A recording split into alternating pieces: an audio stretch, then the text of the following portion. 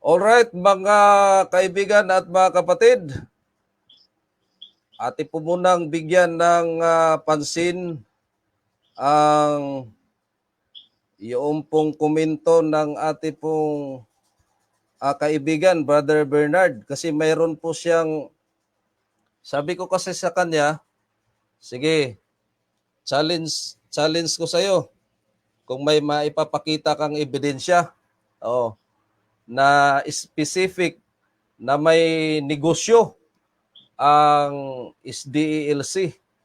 So ngayon, ang ginawa niya, abay nagpasa siya sa akin ng ng ika nga yung website. Oh, website yung kanyang ipinoward sa atin, Brother Bernard. Pero kahit ako, kaya kong gawin yung website na yan eh. Kaya nating gawin yan eh. Website eh. Di ba? So, yun yung ipinasa niya sa akin na ang SDELC daw po ay mayroon pong negosyo. Mayroon daw pong negosyo.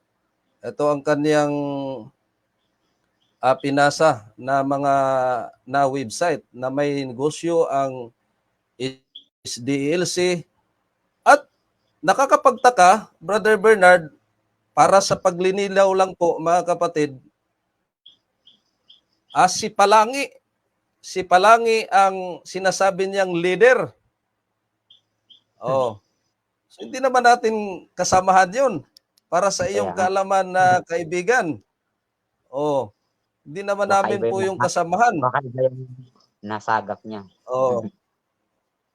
So, hindi naman po namin yun kasamahan si Palangi. Saan mo ba nakuha yung na yan? Fake na website na yan. Inopen ko pa nga po yung yung website. Ang sabi doon sa website is not available. Hindi mabubuksan. Kayang-kayang gawin natin yung website na yan. Paano po tayo maniniwala sa ganyang mga dokumento? Dapat authenticate na dokumento. May basihan talaga. Hindi yung diyan ka lang nakadepende sa copy-paste website. Yung website na kaniyang pinasa sa akin, abay, hindi naman ma-open. Paano po yan? Hindi naman yung sa atin yatang website.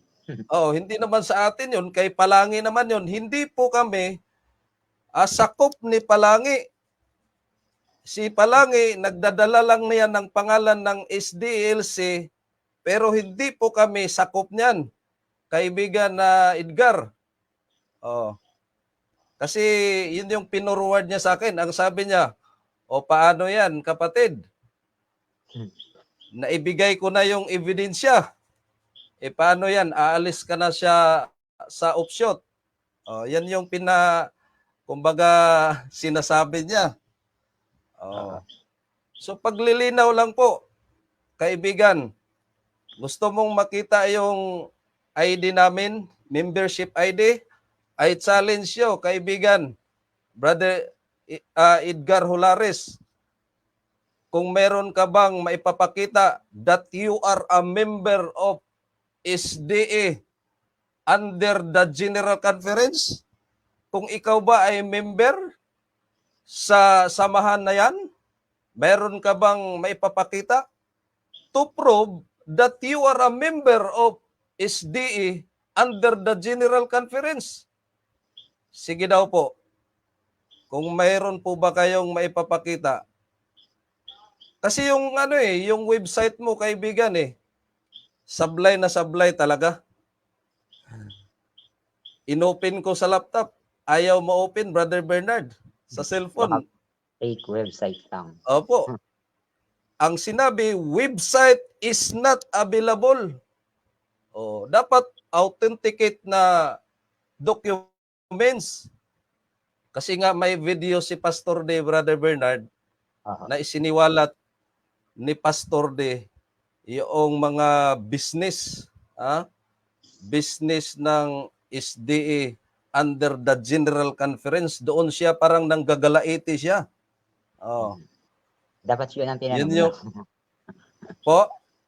Dapat doon niya dinirektang tinanong kay ano. Opo, dapat doon niya dinirekta. So yun yung challenge niya. Eto, mas maganda siguro basahin natin yung komento niya, Brother Bernard, para mapakinggan ng ate pong mga sumusubaybay. Ito po ang kaniyang komento. Basahin natin para makita, Brother Bernard. Makikita naman po yan sa sa comment section. Ano po? Makikita naman po yan doon, yung komento niya. So, hindi na natin siya ma-replyan doon. So, ang gagawin na lang natin, dito na lang ho natin siya sasagutin. Ulitin po namin, kaibigan na Hularis, hindi po kami sakop kay Palangi. Ha? Yun yung paglilinaw po namin, ha? Hindi po kami sakop ni Palangi. Para sa iyong kaalaman. At yung website na sinasabi mo na ando doon yung mga business ng SDLC, abay hindi po ma-open. Website is not available. Kaya rin po namin gumawa ng website. Gusto niyo po, gawan po namin kayo ng website. Ano po, nakakatuwa lang kasi yung mga ganitong challenge baga. Oh. Ito yung namin, membership card, na hindi po tayo sakop ni Palangi. Iba kasi Palangi, nagdadala lang yan ng pangalan ng SDLC, pero hindi naman talaga tunay. Ano po? Sabi niya dito, Brother Bernard, sa topic po natin kahapon, nag-message po siya, nag-komento po siya. Sabi niya,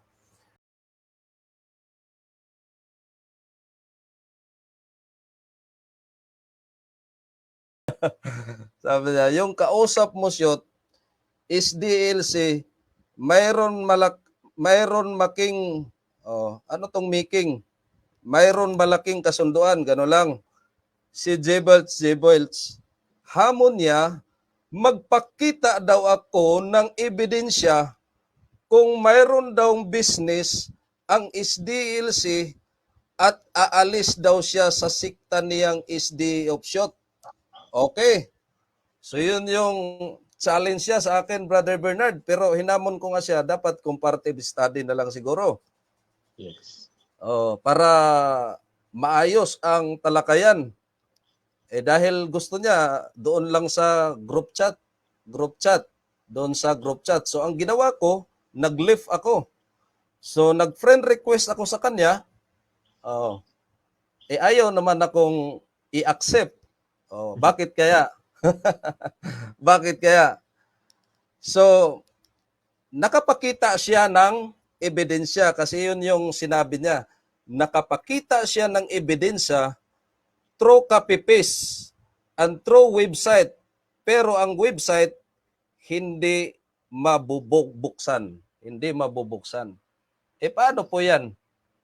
Saan po yung pinaka-docs mo, documents, na nagpapatunay ng SDLC ay mayroon pong mga negosyo.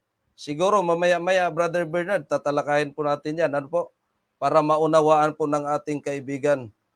So ano po yung ebidensya? Walang maipapakita, Brother Bernard. Hindi ma-open yung website. Copy-paste lang. So, hindi katanggap-tanggap.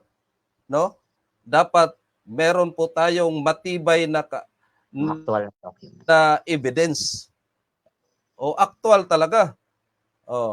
Ang sabi niya, at binasa ko is the local business advertisement pa ng kanilang Pastor Palangi. Abay, hindi po nga kami sakop ni Pastor Palangi. Dito pa lang sablay na. Dito pa lang sablay na. Hindi po kami sakop ni Palangi.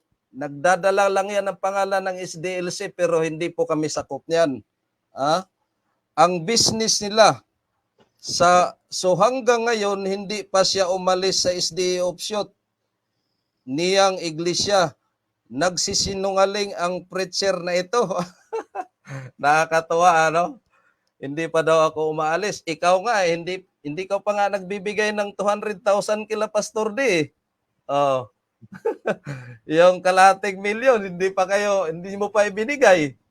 Paano po yan? Dito pa lang, sablay na eh. Si Palangi pa yung sinabi mo, hindi naman namin kasamahan yan eh. Oh, sabi niya, nagsisinungaling ang preacher na ito. Abay, hindi po tayo nagsisinungaling dito, kaibigan na Edgar. SDLC, humaharap ito sa social media. Ngunit, ano to? Pala ito, sinungaling. Liar pala ito sa kanyang sinabi. So take note sa lahat ng mga option na SDLC preacher ninyo, hindi tumutupad sa aming usapan. Abay, tumutupad ako. Wala ka namang ebidensya. Yung website na sinasabi mo, ando doon yung mga negosyo ng SDLC. Abay, hindi naman po ma-open. At yung sinabi mo doon, specific na business ng SDLC, abay, kapipis lang naman yun. Saan ba galing yun? Kaibigan na Edgar. Kaya nga umalis ako doon. Opo, kaya umalis ako doon sa group chat niya kasi siya yung admin doon. At nag-friend request ako sa kanya para magkaroon kami ng talakayan kung gusto niya, no? Comparative study. O kaya dito, pinapasa natin yung link, dapat isiset natin ng panahon. Pero dito pa lang, sablay na talaga. Pastor daw ninyo, kanilang pastor Palangi. Hindi naman namin kasamahan yan. Pero yung mga website mo, sablay din, hindi mabubuksan. Yung sinasabi mong business, saan mo ba galing nakapipis po yun? So, kaibigan, sana maintindihan mo ang mga pagpapahayag ng mga katotohanan. Tanggapin lang po natin yung katotohanan, wala namang pong masama eh. Wag lang po nating ipairal yung para bagang nanggagalaiti tayo dahil ibinunyag po natin, lalo higit Brother Bernard kahapon about sa Trinity Doctrine na ipinasok sa iglesia na nag-aangkin na remnant, hindi dapat tayo masasaktan. Ano po? Kasi po, katotohanan po yan. Malinaw naman po ang paliwanag. Ano po? So, dito, para maunawaan po ng lubusan, Brother Bernard, at maintindihan po ng ating pong mga sumusubaybay, siguro, umpisahan na po natin ang pagtatalakay about sa ating pong topic, Brother Bernard, para mabigyan po natin linaw yung tinatawag na, kasi ang dulo nito, doon din sa anong kaibahan ng corporation at incorporated, Brother Bernard. Di po ba? So ito po ang ating pong sa abot na ipagkaloob ng karunungan na nagmumula sa Diyos, ito po ang ating pong ipapaliwanag sa gabing ito, mga kaibigan at mga kapatid. So, antayin po natin ang ating pong kaibigan kung papasok siya. Huwag po kayong magpaniwala, baka magpakalat ng istorya na hindi po ako sumunod sa kasunduan. Sumunod ako sa kasunduan. Sinabi ko nga sa kanya na magkaroon tayo ng comparative. Ayusin baga. Nag-friend request ako, ayaw naman i-accept. Paano po yan? Kaya nga umalis ako sa group chat kasi siya yung admin doon. So nag-friend request ako para mag-uusap baga ng maayos, kaso ayaw naman ako i-accept. Ano po? So paglilinaw lang po, ano po? Yung sinasabi po ni Edgar Hulares na ang SDLC ay mayroon pong mga business, fake news po yan. Ang website na kanyang ipinorward, website is not available. Kaya rin po namin gumawa ng website. At yung mga business na sinasabi niya ng SDLC, copy-paste lang po. Hindi ko alam kung saan galing yung copy-paste na yun. Ha? At sabi niya dito mga kaibigan, magpakita daw ako ng ebidensya kung mayroon daw business ang SDLC at alis daw siya sa sikta niyang SD Option. Oh. At binasa ko SD local business advertisement pa ng kanilang pastor Palangi. Oh, dito pa lang sablay na mga kapatid at mga kaibigan. Hindi naman namin kasama yan si Palangi nga. No? Nakakatawa at nakakatuwa mga kapatid. Ano po? So, salamat sa inyo pong komento. At pasok po kayo, naka-forward na po dyan yung link. Andyan na po yung link sa inyo. Pwede po kayong pumasok kung gusto nyo. At dito ay atin lang pong isaayos yung talakayan para maunawaan sa mga sumusubaybay at nakikinig. So, Brother Bernard, so ati pong batiin muna ang ati pong mga sumusubaybay. Diyan po kay Ryan Mapalo. Good evening, magandang gabi po, Evangelist. Kay Sister Ina Palaraw, good evening mga kapatid. O magandang gabi din po, God bless po sa inyong lahat. So, proceed na po tayo sa ating pag-aaral, Brother Bernard, at napahaba na yung ati pong komento, no? Ati pong sagot doon sa kanya pong tanong.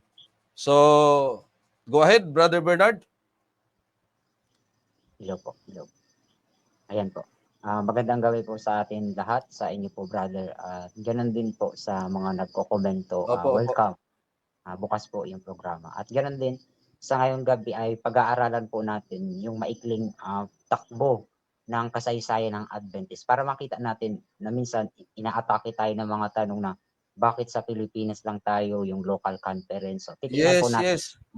yung Opo, opo. perspective ng prophecy at ng takbo ng history po ng Adventist para malinaw sa atin. At ganoon din bibigyan natin ng pansin sa dulo yung ano ba yung salitang business, yung salitang corporation, yung salitang Yes. incorporation. So, titingnan natin sa Opo, context opo. kung ano po mga kahulugan po ng mga salita po niya. So ngayong gabi, pag-aralan natin yung kasaysayan ng Seventh-day Adventist dito sa ating bansa. Kasi nga, nandito yung local conference na kinikilala po. Yes po, Na yes. kaya titingnan natin yung remnant tayo na nalabi na nasa lugar na ito, bagaman global, madaming iba-ibang remnant na humahawak dun sa original na aral. Kasi tandaan natin, lagi natin sinasabi dito, sa aral po makikilala ang totoong nalabi. Yes. Kaya yun lagi yung hina-highlight po natin. Pero dun sa mga issue na mga bagay na sinasabi gaya ng incorporation, business, mga ganyan. So, bibigyan din natin ng pansin para magkaroon din ng kalinawan yung mga Opo, opo. tao, ganun din po. Maunawaan nila na tayo ay hindi nag-apostasy sa katotohanan, kundi tinuturo natin kung ano po yung truth, kung ano yung nasa pundasyon ng Biblia at dun sa nagsimulang remnant church since 1844, 1860, 1863. So kino-continue lang natin yung aral na pinanghawakan po nila na nakabase po sa Biblia. So kung ang aral nga gaya ng pinag-aralan natin kagabi ay wala na sa Biblia, baka iba na yung nainom nilang doctrine na Yes. pinag-aralan natin kagabi na galing sa Babylonia.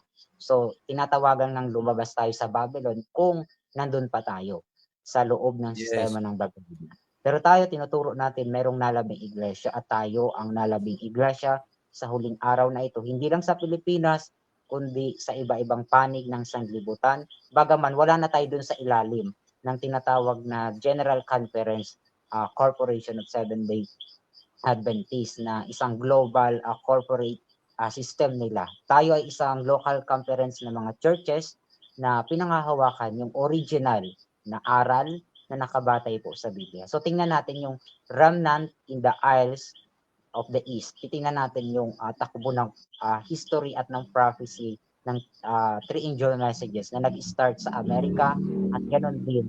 Titingnan natin yung perspective ni Ellen White kung bakit siya tumungo ng Australia nung time po na yun. Titingnan po natin yung mga background po ng events sa kasaysayan po natin. So ito po ay about sa remnant in the isles o yung nalabi na nandito po sa kapuluan po na ito na tinatawag nating Seventh-day Adventist Church local conference na legally pina-registered natin sa government para maging legal ang Yes. organization po na ito dito sa ating bansa, sa kapuluan po na ito. So, yan po ang ating titingnan yung history nito. So, ipa-flashback natin to sa event from kung paano nag-start yung Adventist at titingnan natin kung sino yung nag-apostasy na new organization. Kasi minsan tayo yung iniisip Yes. na tayo daw ang new Opo. organization.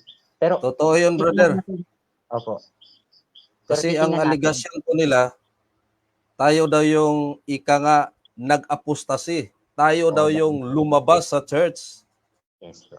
Oh, kaya napakaganda ang pag-aaral na ito, mga kapatid at mga kaibigan, para maunawaan po natin. Go ahead po, Brother Bernard. Ayan po. Itong tatlo po ang bibigyan natin ng focus. Yung nalabi na nag-start sa Amerika, yung mga pioneers natin, at titingnan natin kung sino yung nag-apostasy na new organization na binabanggit ni Ellen White. At ganun din, at sino itong remnant na nalabi na nandito, focus tayo sa bansa natin, sa Isles of the East o sa bansa po na ito. Kung nasaan yung isang remnant din, nakagaya po nung original o nag-continue na remnant po nung nanggaling sa Amerika po. So titingnan po natin yan sa perspective ng history, ng prophecy at nung takbo po ng third angel messages po. So titingnan po natin yan sa pag-aaral po nito. So simulan natin dun sa remnant in the isles in the land of America po. So tingnan natin yung background nung kasaysayan po nung na-organize ang remnant po na tinatawag. So, start natin yan sa biblical concept po. Ano yung remnant? Ibabalik natin uli doon. So, sabi nga dito po sa next slide, sa sulat ng ating pioneers at tagapayo na si Ellen White sa kanya pong aklat na Upward Look, doon sa page 315, sabi niya po dito, doon po sa unang slide, sabi niya, God has a church. It is not the great cathedral, neither is it the national establishment, neither is it the various denomination. It is the people who love God and keep His commandment. So malinaw po ang sabi ni Ellen White na meron pong iglesia ang Diyos at ito po ay hindi binubuo ng naglalakihan pong katedral o ng naglalakihang national establishment or kung ano-ano mang denomination. Ang sabi ni Ellen White, ang iglesia po ay ang tao, which is biblically true. Kasi sa Bible, pag sinabi pong church, sa wikang Griego po ay ecclesia, nang ibig sabihin po ay people or tao po na tinawag, na inihiwalay mula po sa sanlibutan. So yun po ang church, ang tao po, na inilarawan ni Ellen White na ang katangian po ng kanyang iglesia ay iniibig ang Diyos at tumutupad sa kanyang mga kautusan. At ganun din, sabi ni Ellen White, kinote niya yung Mateo 18 verse 20, na sabi nga niya, na sabi nga dun sa Biblia na dalawa o tatlo na nagkakatipon sa pangalan po ng ating Panginoon ay naroon po ang ating Kristo o ang ating Diyos sa gitna po niya. Kaya hindi pinag-uusapan dito yung paramihan ng members o kaya ay palakihan ng organization or ng mga denomination po or mga samahan. Ang pinag-uusapan dito, sino ang nangahawak sa totoong aral ng Biblia po. At ito ang totoong church, ang humahawak at totoong mananampalataya po ni Kristo. Kaya ito yung titingnan natin kung sino itong remnant church. So sisimulan natin sa biblical concept ng remnant at titingnan natin yung pagtakbo po ng remnant, kung ano yung character. Sa next slide po, which is ito yung paulit-ulit nating binabanggit na verse sa Bible about sa remnant church, na meron nga pong nalabing iglesia sa huling araw po na ito ayon sa Apocalypse 12:17 at ito po ay ang tumutupad sa kautusan ng Diyos at meron po silang patutuon ni Jesus na sa context po ni Juan ay ang espiritu po ng pula o spirit of prophecy. Commandment keeper po sila or Sabbath keeper at ganoon din sila po ay Adventist o naghihintay sa pagbabalik ni Kristo sa pamagitan po ng pag-aaral sa espiritu ng pula. Binigyan sila ng spirit of prophecy upang makapag-prepare, makapaghanda sa pagbabalik ni Kristo at maunawaan nila ang takbo po ng kasaysayan. Sa next slide po. Tingnan natin kung ano ang karakter nitong remnant church na nagpapahayag po ng everlasting gospel sa Revelation 14 na sinisimboluhan po ng tatlong anghel na lumipad po sa himpapawid. Ano po ang katangian po nila ayon po dito sa Biblia, sa Revelation 14:7. Sabi nga po dito, sa Tagalog po natin basahin para makita natin yung version sa wika po ang Pilipino.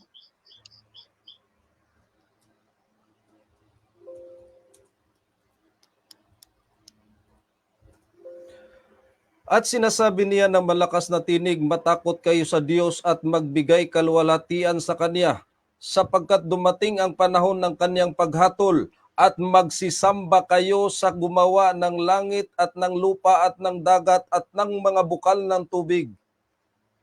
Ayan po, malinaw po. Yan po ang message na ipinoproclaim ng first angel message na kasama ng dalawa pang anghel na simbolikong mga mensahero sa huling araw po natin. Na sinasabi niya na ang tinuturo po nila ay ang nag-iisang Diyos po na buhay. Sapagkat sabi niya dito, magsisamba kayo sa gumawa ng langit at ng lupa at ng dagat at ng mga bukal ng tubig po. At luluwalhatiin po natin ito pong nag-iisang Diyos na ito sa Kanya.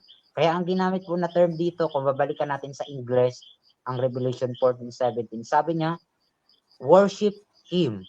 So malinaw po, ang aral na tinuturo po nitong Remnant Church na ito ay meron lang pong nag-iisang Diyos na tunay at doon po tayo pinasasamba. Ito po ang tinuturo nila. So makikilala natin ang Remnant Church. Itinuturo nila ang totoong nag-iisang Diyos na tunay sapagkat ang sabi, worship Him. Walang sinabi na worship day. So walang Trinity God. Walang tatlong person na tinutukoy dito. Kundi Him, specifically, numerically, one.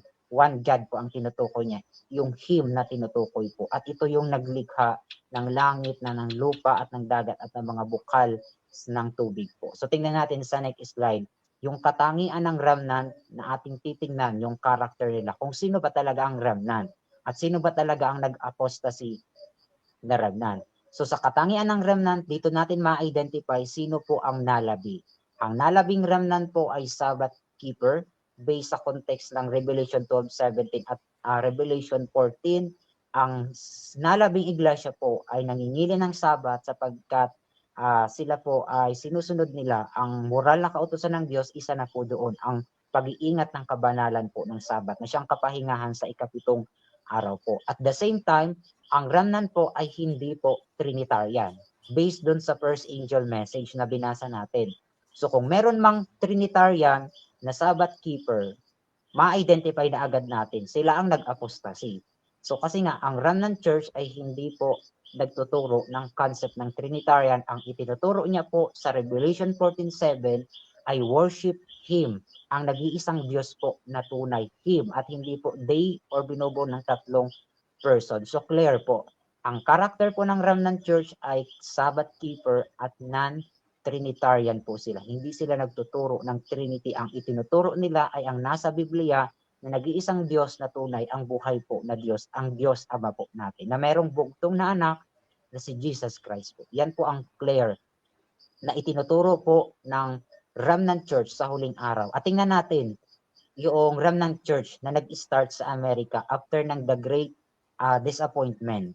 So tingnan natin kung paano sila na-organize. Kasi baka isipin natin, may organization ba ang remnant na ito, itong nalabing iglesia po. So tingnan po natin sa next slide kung paano po nag-arise o lumitaw ang remnant church based po sa takbo ng prophecy at katuparan po nito. So tingnan natin, nag-start po ang Seventh-day Adventist Church sa kontinente po ng Amerika or especially po sa bansa pong United States of America noong panahon po ng 1860 hanggang sa kasalukuyan. Nagko-continue po ang remnant church po na ito. So tingnan natin paano nag-start ang remnant na ito at tingnan natin nasaan na po ang mga remnant na ito sa kasalukuyan, especially sa iba-ibang panig ng sanlibutan. So titingnan natin yung perspective po ng prophecy at ng history at ng sinasabi ng takbo ng kasaysayan at ng Biblia po. So sa next slide, tingnan natin kung paano inorganize ang remnant church after ng the great disappointment noong 1844. So sabi po ng isa sa pioneer po na si James White, na kalaunan naging asawa po ni Ellen White or ni Ellen Harmon. Ang sabi niya po dito sa Advent Review and Sabbath Herald noong July 21, 1859 sa page 68, andyan po yung document ng Review and Herald. Makikita po natin dyan, sabi ni James White, "We lack system and we should not be afraid of that system which is not opposed the Bible. And by sound sense, the lack of system is felt everywhere." So clear po, wala pong masama na i-organize ang remnant po na ito at ipalegally na i-register sa government. Wala pong problema na gawin itong organization ang mga remnant na ito after ng the Great Disappointment. Kasi sa panahon po ni na James White, meron pong natatakot na iniisip nila kapag naggawa ng organization ay baka magisilang kagaya ng mga ibang denomination na maging isang corporate na samahan hanggang sa maging isang kung ano mang sistema. So kaya sabi ni James White, wag silang matakot sapagkat hindi namang kinokontra ng Biblia kung i-organize ang mga tao na ito, na mga believers po, na maging legal sa government po ng Amerika kasi ang context Amerika po. Kaya sabi nung time na wala pa pong system o hindi pa sila organized, pinagplanuhan po nilang i-organize ang remnant church na ito na nag-i-start na mga Sabbath keeper at naghihintay pa rin sa pagbabalik po ng Panginoon or Adventist sa wikang Ingles. So tingnan natin sa next slide. Ano po ang sabi ng history sa Seventh-day Adventist? Sabi po ni Knight sa aklat na A Brief History of Seventh-day Adventist sa page 63, andyan po yung aklat at yung quotation sa aklat. Sabi po dito, a general conference was called by Sabbatarian leaders for September 28 to October 1, 1860. So wala pong masama sa kataga na general conference. Kasi pag sinabing general, panglahatan. Pag sinabi namang conference, yung konferensya. So pangkalahatang konferensya po, kailangan po sa time po na yun na tinatawagan ang lahat ng mga leader na mga Sabbath keeper daw nung time na yun. Noong September 28 hanggang noong October 1, 1860. At doon nga po sa meeting, ano po ang napagdesisyonan po nila?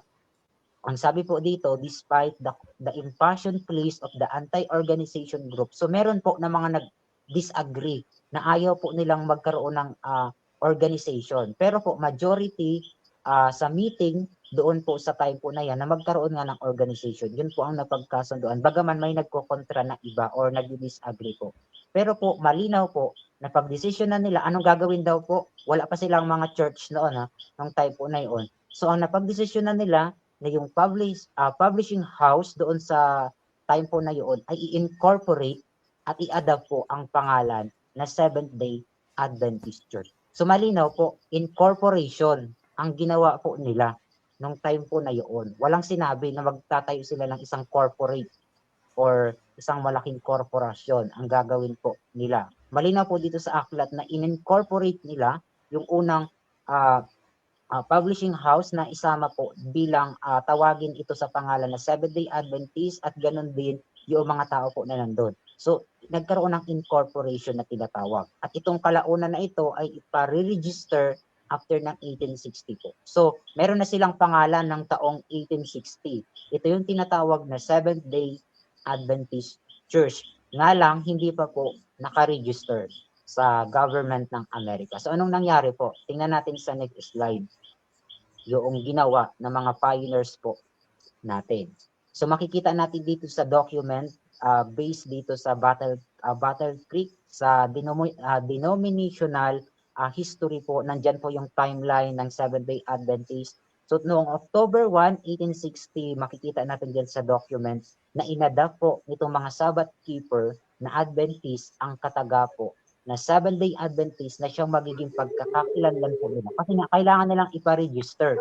Kailangan naman ipa-register po nila, walang pangalan. Paano yun nare-register sa government po? So kailangan meron pong name na maisusulat doon po kapag ni-register nila sa government.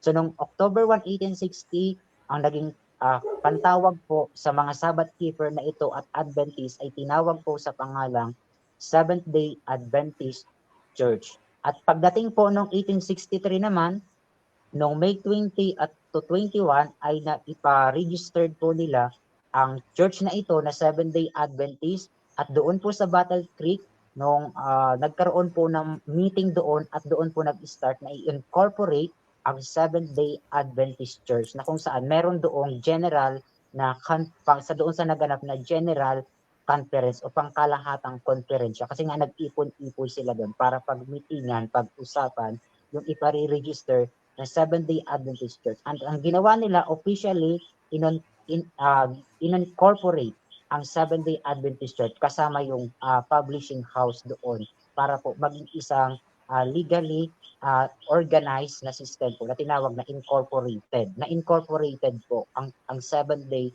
Adventist Church noong 1863. Wala pa po diyan General Conference Corporation. Wala pa po. Ang tawag diyan General Conference of Seventh-day Adventist Church. Walang salitang corporation po. Noong 1863 diyan na ginamit. So malinaw po sa history na nag-start tayo bilang na-incorporate na organization po ng mga Sabbath keeper at Adventist na tinatawag ang Seventh-day Adventist Church na na-establish noong 1863 po legally sa government ng Amerika. Tingnan natin sa next slide yung in-incorporate po nila na publishing house, which is yung nandun yung Review and Herald at that time. Sa next slide po, 1861, ito po yung pinag-usapan nila na i-incorporate. Nakalagay po dyan sa document, nasabi dyan sa larawan, maliit lang, nakalagay po dyan, the Review and Herald at the time of its incorporation in 1861. So, yan po yung naganap dyan na incorporation ng early church po natin. At yan po yung building, yung publishing house ng time po na yan. At kung titingnan natin, dyan po nag-start na maging legally isang organized na system na po sila. Pero hindi isang malaking korporasyon na ang purpose ay gawing business. Kundi ang purpose po ay i-organize ang mga remnant na nalabi after ng the Great Disappointment na naninindigan sa pagbabalik ni Kristo at nag-aaral po ng prophecy at nagtuturo ng Sabbath keeping o yung Ten Commandments po. So tingnan natin sa next slide, yung kauna-unahang mga local churches or conference churches po na na-establish noong from 1855 to hanggang mag-1863. Tingnan po natin sa next slide yung mga early church na itinayo po nung time po na yun. Katulad po nitong prayer house na dating pinagtitipunan nila noong 1855 nung hindi pa po sila na-organize. Ito po yung mga early local church po natin sa Amerika. At saka noong 1857, yung ikalawang building nila, ito yung pangalawa na itinayo nila noon nung hindi pa sila na-organize. Hanggang noong mag-1860, tinawag silang Seventh-day Adventist at in-incorporate kasama yung publishing house, yung Review and Herald, noong 1863 at na-legally organized po ang Seventh-day Adventist Church nung time na yan. At meron na silang mga local churches na dalawa diyaang malaki na local churches na dating ginagamit nila na prayer house nung time na hindi pa po sila na-organize bilang Seventh-day Adventist Church. So ganyan po ang mga early churches natin na mga local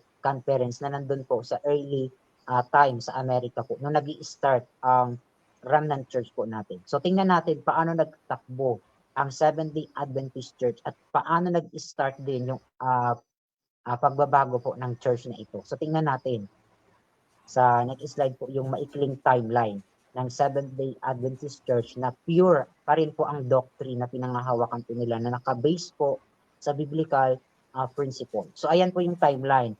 From 1853, nandun po yung kauna-unahang prayer house nilang ginawa. 1860, na tinawag po na Seventh-day Adventist Church. 1863, na-organized legally po ang Seventh-day Adventist Church. So yun yung timeline, nag-i-start yung nakalagay dyan na is they organized. 1863 nag-start. 1872 po, anong nangyari nung taong 1872? Nilayout po yung tinatawag na fundamental principle 1872 po at nakalagay po doon meron lang one God, the Father, merong one Lord, si Jesus Christ, at wala pong doctrine ng Trinity. So yun po yung original na fundamental principle noong 1872. At noong 1833, muli po yung isinaayos ang fundamental principle pero walang binago po pagdating sa konsepto ng pagka-Diyos. at sa konsepto ng Diyos. Noong 1889, na-publish po sa yearbook yung original na 1872 na fundamental principle, at noong 1893, yan po yung huling taon bago po mag-start ang apostasy sa Adventism. So ano pong nangyari noong 1903? Si Ellen White po ay nagbabala sa General Conference of Seventh-day Adventist Church. Sabi ni Ellen White, merong lilitaw na new organization. Sinabi niya po yan, 1903, almost 50 years na po ang lumilipas po. At anong gagawin nila dito sa lumipas na 50 years na pure ang doctrine po na pinangahawakan na umaayon po sa Biblia. Not literally doctrine, kundi principle ang pinangahawakan po nila, yung biblical principle. Dito po sa lumipas na 50 years at nag-warning sa Ellen White, 1903, meron daw lilitaw na new organization na siya magkukos po ng apostasy. So tingnan natin, sino yung lumabas na new organization po na binabala ni Ellen White noong 1903 nung nabubuhay po siya nung time. So tingnan natin sa next slide po. Paano nag-arise or lumitaw yung new organization na nag-aangkin din na Seventh-day Adventist Church. So tingnan natin sa sinabi ni Ellen White. Basahin po natin sa next slide. Dito po sa sulat po ni Ellen White, ito yon 1903. At 50 years na po ito since noong 1853. 15 taon na po ang lumilipas. So taong 1903, sabi ni Ellen White, recorded dito po sa selected messages sa unang aklat sa page 204 at naisulat din po ito dun sa letter number 242. Anong sabi po ni Ellen White? The enemy of souls had sought to bring in the supposition that a great reformation was to take place among the Seventh-day Adventists, and that this reformation would consist in giving up the doctrines which stand as the pillars of our faith and engaging in a process of reorganization. Were this reformation to take place, what would result? Sabi ni Ellen White. So malinaw po, may nakita si Ellen White based sa revelasyon ng Panginoon sa kanya. Ito po ang warning niya. Nasabi daw po, gumagawa ang kaaway po sa loob ng nitong RAM ng church. Ano daw pong mangyayari? Meron daw po isang malaking reformasyon na magaganap sa kanino daw po? Hindi po sa labas ng Adventist, kundi mismong sa Seventh-day Adventist, sabi ni Ellen White. At ano daw po itong reformation na magaganap? Isang reformation na isusuko nila yung doctrine, yung pillars of our faith doon sa lumipas na 50 years na pinanghawakan po nilang katotohanan. I-give up na daw po nila yun, yung sa 50 years na katotohanan na pinanghawakan nila. Ano daw pa ang mangyayari? Sila daw po ay sasailalim sa proseso ng reorganization. So anong ibig sabihin ng Ellen White? Pag sinabi po nating reorganization, may dati ng organization. Kasi hindi po yan tatawagin na reorganization kung walang dati. So yung dating original sa 50 years na organization na Seventh-day Adventist Church, i-reorganize, babaguhin po. So meron talagang magaganap na pagbabago after ng sabihin ito na Ellen White noong taong 1903. So tingnan pa natin sa sinabi ni Ellen White sa next slide po. Doon pa rin po sa 1903. Sa page 204 pa rin po. Anong sabi ni Ellen White? A new organization would be established. So clear po, meron pong bagong organisasyon na maitatatag daw po. Pag sinabing new, bago. At Bago talaga. Bago na po. Ibig sabihin, kung merong bago, meron pong dati. So clear po yan. Kung ibig sabihin, yung dati, yun yung original. At itong bago, ito yung tinutukoy ni Ellen White na magre-reorganize. At ito po ang sasabihin niya, sabi niya dito na isa pong bagong kilusan. At ano daw po itong bagong kilusan? Ang nandito po sa bagong kilusan ay nandito po ang mga taong tinatawag na merong karunungan pagdating sa intellectual philosophy. So matatalino pala ang tao na nandito sa system na ito na isang bagong kilusan. Ipapasok po nila yung concept ng intellectual philosophy at magpapublish din sila ng panibagong mga aklat po para kontrahin yung sa naunang organization na original na Seventh-day Adventist Church. So tingnan natin sa next slide pa po kung ano ito. Itong lilitaw po na ito na sinasabi ni Ellen White. Sabi niya, dito pa rin po sa 1903 sa page 204 ng Selected Messages Book 1, sabi niya, the principles of the truth. Malinaw po, ang prinsipyo ng katotohanan that God in His wisdom has given to the remnant church, yung katotohanan daw po na ibinigay sa nalabing iglesia. So malinaw po, binigay na katotohanan sa nalabing iglesia. Ano daw po ang gagawin? Itong bagong kilusan, sabi dito, would be discarded. Anong ibig sabihin po ng discarded? Isasang tabi. So malinaw po, yung original na katotohanan ipinahayag po sa Remnant Church, doon po sa lumipas na 50 years, anong gagawin daw po ng bagong organization? Isasantabi nila yung mga aral na nandun sa original na fundamental principle na katotohanan na nagmula po sa karunungan ng Diyos na ibinigay po sa nalabing iglesia. At ano pang sabi ni Ellen White? Our religion would be changed. Ang ating relihiyon ay magbabago. So clear, magbabago po talaga, magkakaroon ng changes. At anong sabi niya? Na magaganap na pagbabago? The fundamental principles that have sustained the work for the last 50 years would be accounted as error. So direktang tinukoy po ni Ellen White kung alin yung babaguhin po. Alin daw po yun, sabi, yung fundamental principle. Alin ba yung fundamental principle? Yung na-establish nila noong taong 1872. Yun po yung original na hanggang ngayon tinuturo po natin, yung original na fundamental principle, at ito ang sisirain ng bagong organization na lilitaw po. At ipapalagay po nila na yung lumipas na 50 years from 1853 hanggang noong 1903 na binabanggit ni Ellen White, ang warning na ito ay ipapalagay daw po na ano daw po, sabi dito, accounted as error. So clear po, ipapalagay po nila na mali yung 50 years ng mga pioneers natin. So, itong bagong organization na ito, bibitawan nila yung original na fundamental principle. At sino kaya ito? Sa nagdadala ngayon ng bagong aral at nagtuturo na hindi na daw yung original na fundamental principle ang dapat natin sundin, kasi ang susundin daw natin ay yung fundamental belief ng General Conference Corporation of Seventh-day Adventists. So, makikita natin sino ang nag-apostasy na tinutukoy ni Ellen White. Tayo ba o itong nagtuturo ng hindi nakagaya doon sa 50 years ng pag-i-start ng Remnant Church? So tayo, tinuturo natin yon. So ibig sabihin, hindi tayo tinutukoy na apostasy doon. Kasi pinapagpatuloy natin yung sa 50 years ng mga early Adventists na fundamental principle na katotohanan daw na nagmula sa Diyos na hanggang ngayon pinanghahawakan po natin na ipinalalagay nilang error. So clear po. Meron isang pabas na organization po. Tingnan natin sa next slide. Yung tinatawag na 50 years na ipalalagay nilang error. Yan po yan. From 1853 to 1903, buburahin po nila yan. Ibig sabihin, ipapalagay nila na ito, mali itong naganap from 1853 to 1903, especially yung 1872, yung fundamental principle, wawasakin po nila yan at ipapalagay na error. So, ibig sabihin, noong 1863, nakapaloob po saan? Saang year? Sa 50 years.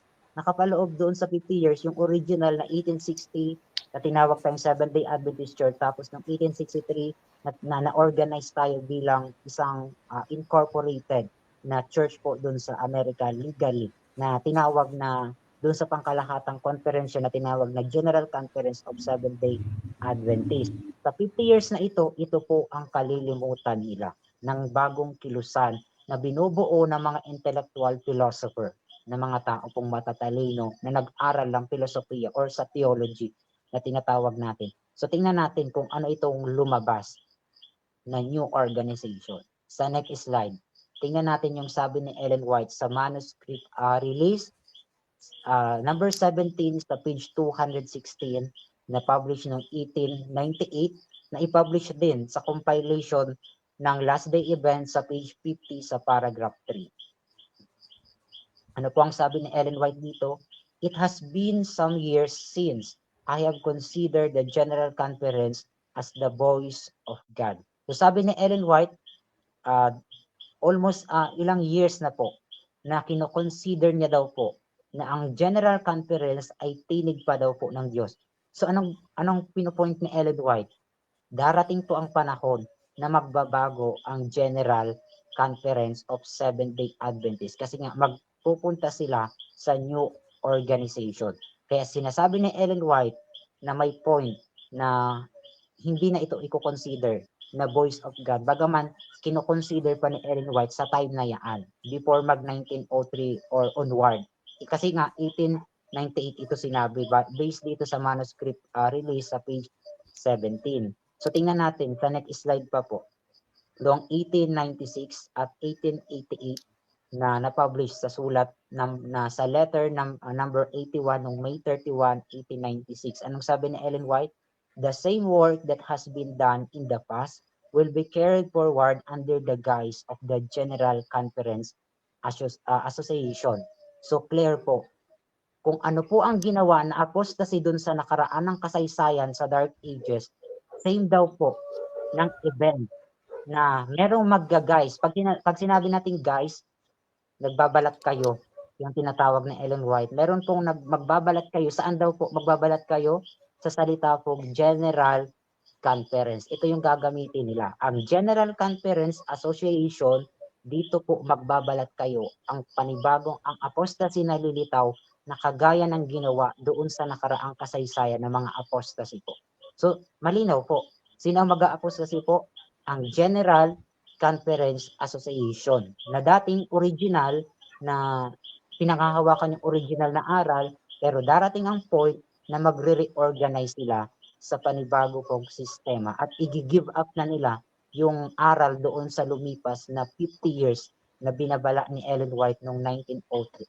At nangyari kaya after noong 1903. So tingnan pa natin yung continuation ng pag-progress ng history po ng Adventist. So sa next slide po, doon pa rin sa manuscript release sa number 17 sa page 216 ng 1898 pa. Sabi ni Ellen White, that these men should stand in a sacred place to be a voice of God to the people as we once believed the General Conference to be, that is past. So clear po, sabi ni Ellen White, ang General Conference po, kung noon sa nakalipas ay kinoconsider na boses pa po ng Panginoon ang naririnig ng tao, pero po, yun ay sa nakaraan na lang. Ibig sabihin po, that is past.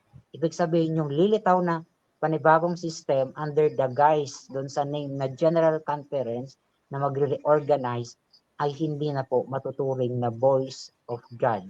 Yan po yung nakakalungkot na sinabi ni Ellen White about sa system na ito ng General Conference nung time na nabubuhay pa siya mismo na binabanggit niya po. Tingnan natin, yung warning binigay ni Ellen White 1903. Ano po ang nangyari noong 1904? 1 year after nang sabihin po ni Ellen White ang babala. Ito na po. Ayan po.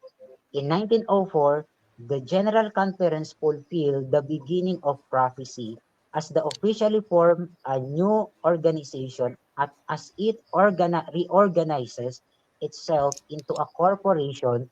This would now be called the General Conference Corporation of Seventh-day Adventist Church na nag-aangkin na po. So clear na po. 1 year after, 1903 ang warning. Pagpatak ng 1904, positive po.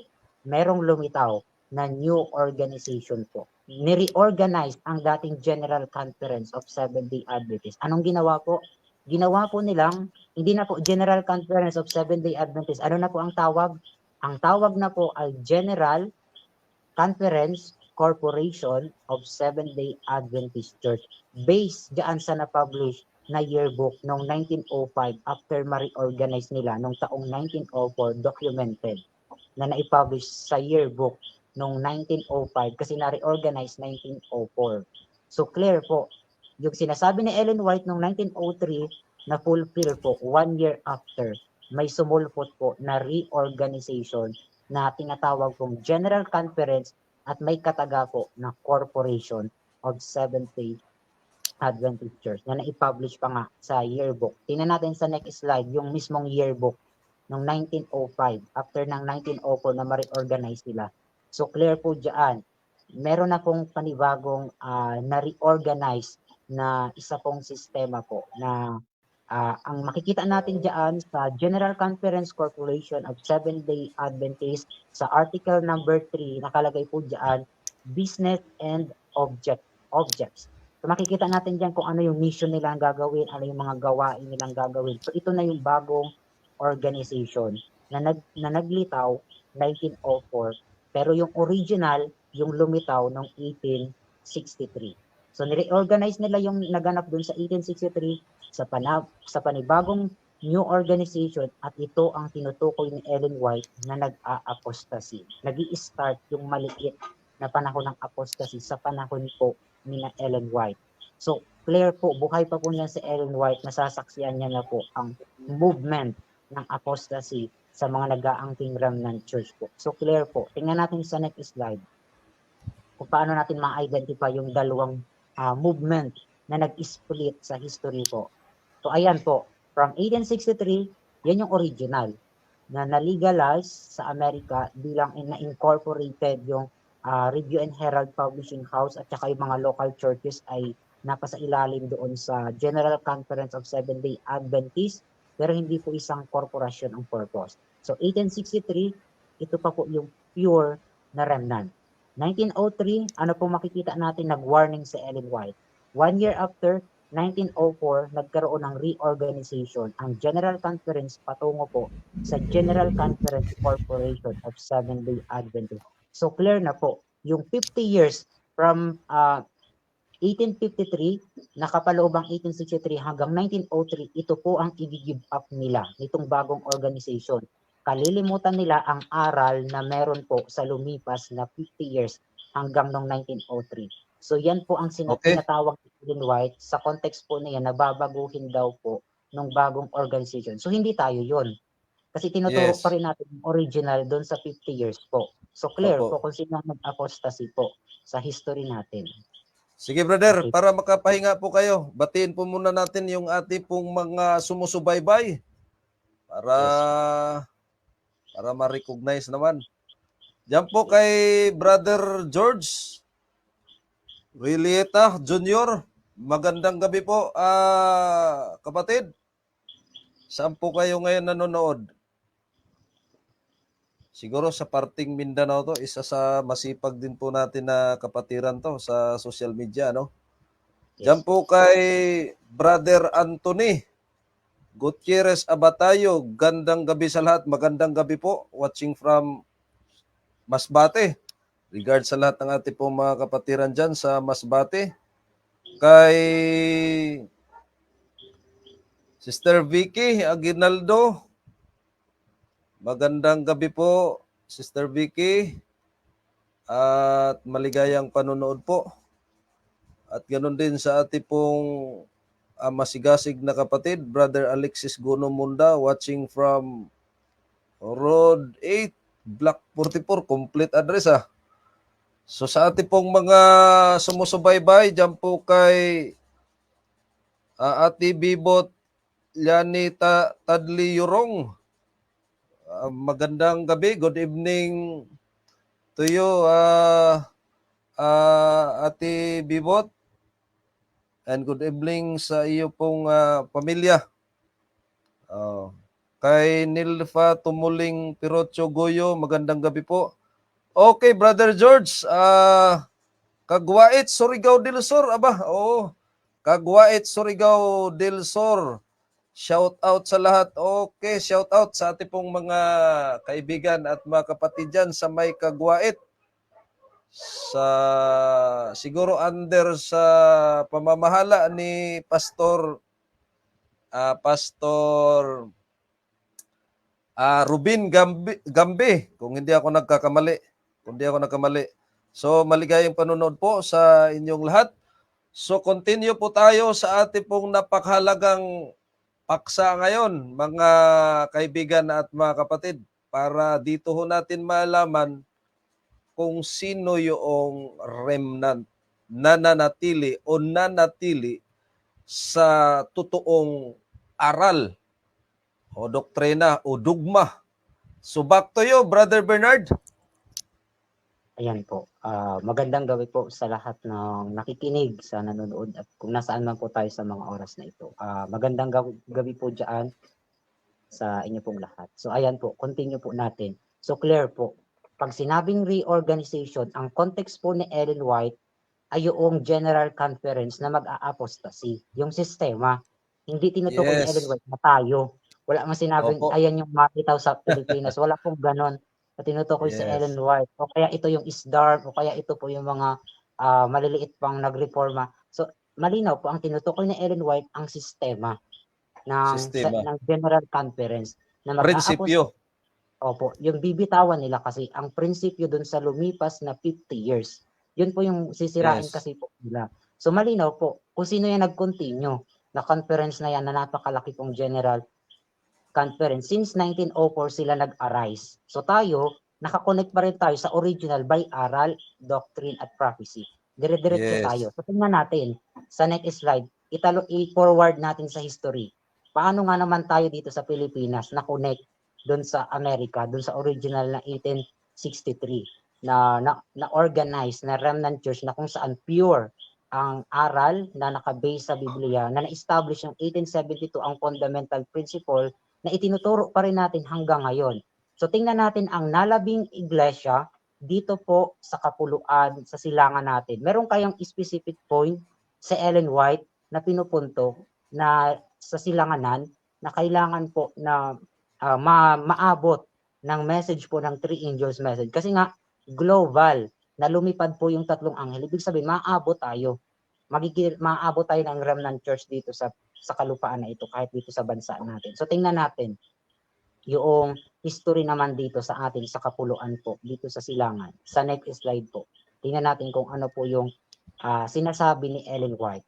Sabi po ni Ellen White dito po sa aklat po na na-publish po sa Review and Herald noong April 11, 1899 po, before po mag-1903, before po mag-apostasy. Ito po yung time na si Ellen White ay tumungo ng Australia po. Kasi nga, ang General Conference nga sa West, sa Amerika, ay wawarningan ni Ellen White pagdating ng 1903 na magkakaroon ng new organization. Na-publish din itong sinabi ni Ellen White sa Ministry to the Cities, page 172, paragraph 1. Anong sabi ni Ellen White? Repeatedly during the last 5 years. So sa lumipas daw po na 5 taon, sabi ni Ellen White, it has been presented to me that a great work is to be done in the cities of Australasia. So malinaw po, may vision po si Ellen White na ipinakita ang Diyos sa kanya na ano daw po, kailangan daw po ng malaking gawain na isasagawa sa mga lungsod doon daw po sa Australasia. So anong ibig sabihin ng Australasia? Australia lang ba to? Hindi po. Ang tinutukoy ay Australasia. Isa po itong geographical area dito sa silangan ng mundo na ang tinutukoy po ay Australasia. Hindi lang po ang bansang Australia. Ano daw po ang gagawin? Mag-i-start doon sa ang gawain sa Australia sa mga lungsod ng Sydney, sa Melbourne, sa Brisbane, sa Newcastle at sa mga nakapalibot pong mga bayan-bayan, sabi ni Ellen White. At ano pang pinakita po sa vision ni Ellen White, kasi vision po ito, i-present po sa kanya ng Diyos, sa kanyang sa revelation sa kanya. Ano pang ipinakita? Meron daw pong pinakita sa vision ni Ellen White na maliit na companies or grupo ng mga tao na ipinakita sa kanya at meron ding 2 malalaking grupo na binabatak po nila yung kanilang kamay hanggang maabot po nila yung sumisigaw. Ano po yung narinig ni Ellen White sa vision? Sabi niya, meron daw pong sumisigaw na sabi, come over and help us. Pumarito kayo sa amin, tulungan nyo kami. We are starving for the bread of life. Kami ay nangagugutom sa tinapay ng buhay. So sino ito? May sumisigaw po na maliit na mga grupo at lugar na tinatawagan pong maabot ng 3 angels messages na nasa lugar daw po ng Australasia sa context po ni Ellen White. So tingnan natin kung saan itong aabutin ng message ng 3 angels messages. Tingnan natin sa next slide po.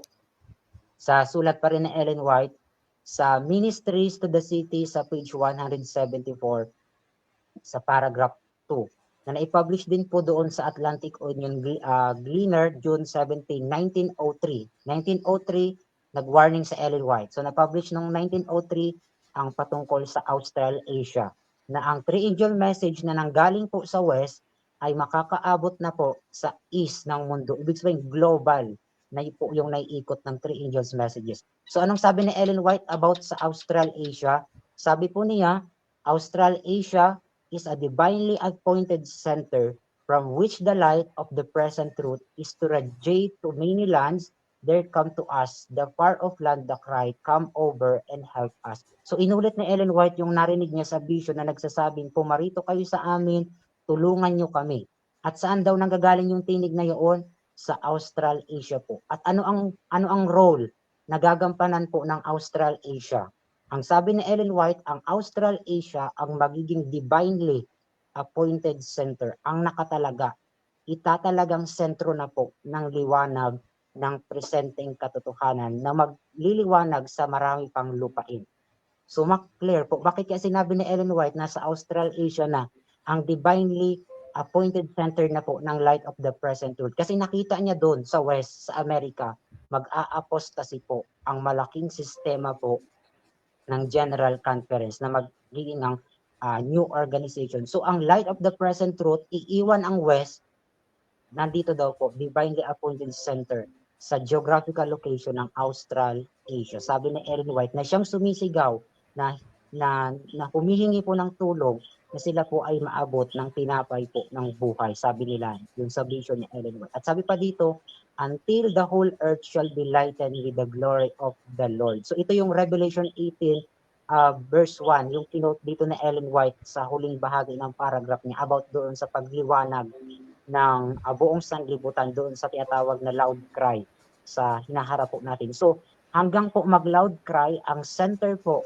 ng light of the present truth ay nasa Australasia po mag-a-arise. Iko-continue ang Remnant Church na nag-start doon sa 50 years sa Amerika po. Ganon din sa ibang panig ng mundo. Patuloy po ang original na Adventist po. Bagaman magiging ang isang malaking apostate ang lumitaw after ng 1903. Noong 1904, isa na pong apostate na new organization ang nagaganap sa West, sa Amerika po.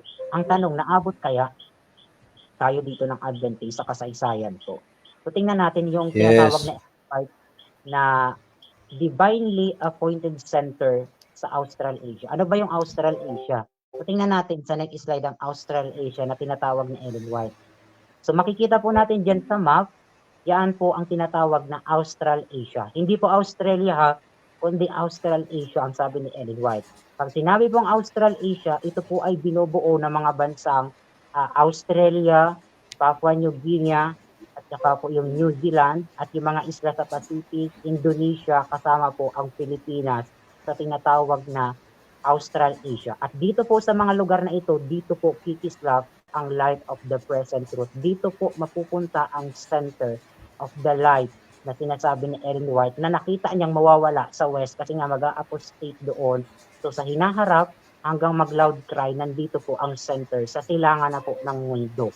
Sabi ni Ellen White sa Australasia po, based sa context ng vision na ipinakita kay Ellen White. So tingnan natin kung naabot tayo before maganap ang apostasy malawakan sa West sa Seventh-day Adventist. Tingnan natin po sa next slide. So taong 1905, 1913, ang Seventh-day Adventist po sa West, sa Amerika, ay sabi po dito, establish a foothold in the Philippine soil. It was through Abraham Laru. Ito pong kauna-unahan na nagpadala po ng mga literature para po dito sa bansa natin sa pamamagitan po ng barko. So pinadala yung mga message. So naabot po, may mga taong nakabasa ng mga aklat po na ipinadala ni Abraham Laru. At nung ipadala niya po ito, yung mga aklat na ito, literature, so ito na po yung time noong 1904, na-direct na po naabot yung Isles, yung isla po na ito ng message po ng Three Eagles message. So lilitaw din ang Remnant Church dito sa atin. Hindi lang sa ibang bansa, pati rin tayo, magiging Adventist din ang mga aabutan ng mensahe ng katotohanan po dito. So tingnan natin kailan na-organize ang Remnant Church dito sa bansa po natin. Before habulin ng corporate na General Conference sa West ang Pilipinas natin. So tingnan natin sa next slide po. Based sa record sa SDA Encyclopedia sa volume 10 edition 1966 sa page 989. Ano pa ang sabi? Noong 1916 po, December 1916, dito po sa May Luzon, siyempre na dito yung kauna-unahan na diyan po napasok ng message ng Three Angel message. around dyan po sa Manila, meron pong 752 na members nung time po na yan. At yan daw po, yung 8 churches daw dyan na establish, na reorganize, sabi po dyan, ang kauna-unahang local conference po sa Asia. So hindi po tinawag na corporate. Ito po ang kauna-unahan na churches na na-reorganize po sa bansa po natin, diyan sa around, diyan sa may part ng Luzon po, kung atin pong titingnan. At ito daw ang kauna-unahan daw po na local conference daw po sa In Asia. Asia. So, hindi po sinabing corporation, local conference Yes. sa Asia. Yung unang mga naitatag ditong local churches, nagawa ng 3 angel messages na naabot. So clear, wala pong corporate dito. Kailan darating Yes. ang corporate dito? So tingnan natin kung kailan sila a-arrive. Kasi nauna ang local conference, yung original, Yes. yung message, yung aral, Opo. na organize sila dito. So clear Mas po. maganda, brother, makita ho natin. Kasi ito na, kitang-kita na yung local conference in Asia eh. So ngayon, Una-unahan, kailan naman 1960 ang po. kauna-unahang dumating ang korporasyon dito sa Titignan bansang po natin Pilipinas? kung kailan. Okay po. Next slide po. Tingnan po natin.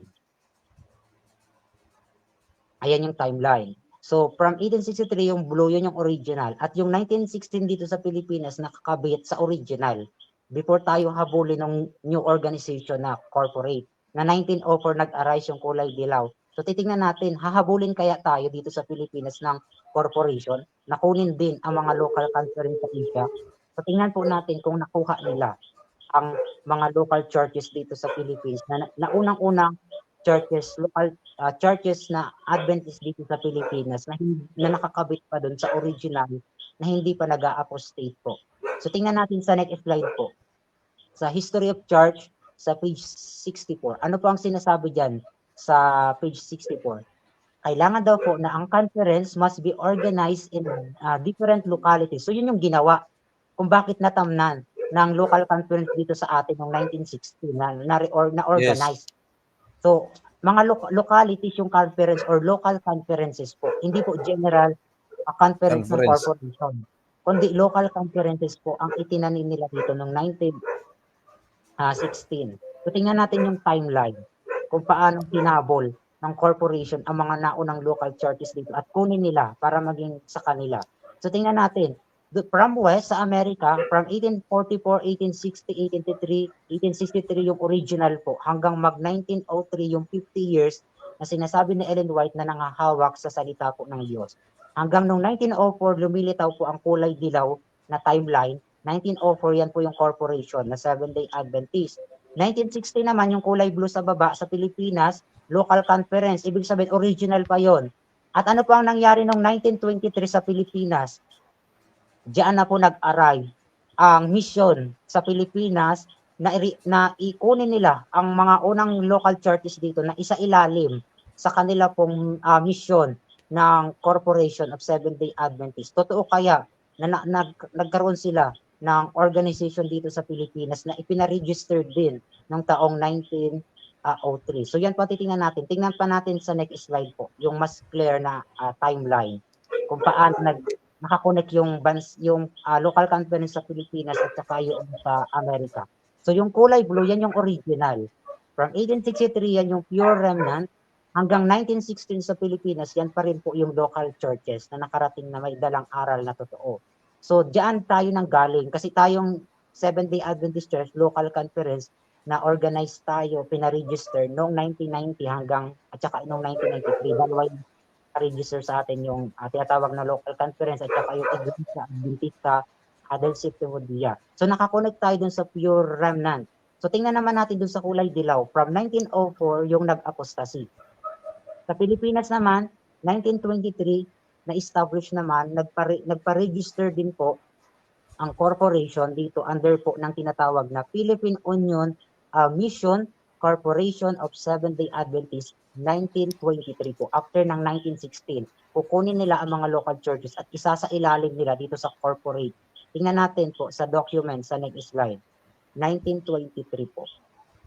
Sino kaya itong huling dumating? Kasi nauna yung 1916 na nakakabit pa dun sa aral na original. So 1923, ano po ang ipinaregister sa bansa natin. Ang pinag-register po 1923 based dito sa document ay Philippine Union Mission Corporation of Seventh-day Adventist Church Incorporation, PUMCO, was registered legally on February 7, 1953 with SIC register number PW 1139, office in Pasay City. So late na po sila na dumating itong Yes. corporation. Nauna tayo. Ang original naman Klarong-klaro. local churches. Clear po yun. Opo, Local churches klarong-klaro. clear po. Based sa document. 1923 sila. Pero ang pangalan, hindi po Seventh-day Adventist Church local na conference. Kundi ano po, ang nakalagay po, Philippine Union Mission Corporation of Seventh-day Adventist Incorporated. So clear po. Doble pa, brother. Doble pa. Doble pa. Yes May po. corporation, may incorporated pa. Yes po. Eh, ang incorporated kasi, ito ay sign na ang isang religion, isang sikta is registered of the Yes. Security and Exchange Commission. Tingnan mo yung sa kanila, yung 1923, Philippine Union Mission Corporation of Malinaw po. Seventh-day Adventist Incorporated, PUMCO, Yes. was registered legally on February 7, 1953 with SIC registered number. Dapat ito, brother, yung ilalagay nila sa kanilang mga signboard. Bakit kaya Opo. hindi ito inilagay? Yan yung register. Yan po yung naka-register. Opo, kung ano naka-register, dapat yun ang ilalagay sa signboard. Ano kaya ang dahilan, Brother Bernard? So, continue nyo po, kapatid. Yung sinabi po ni Ellen White, gagamitin lang po nila ang name na General Conference para sa kanilang purpose na i-denounce, ipalagay na error yung 50 years. So yun nga ang ginawa nila nitong naging corporation. Kinalimutan nila ang mga aral ng pioneers po.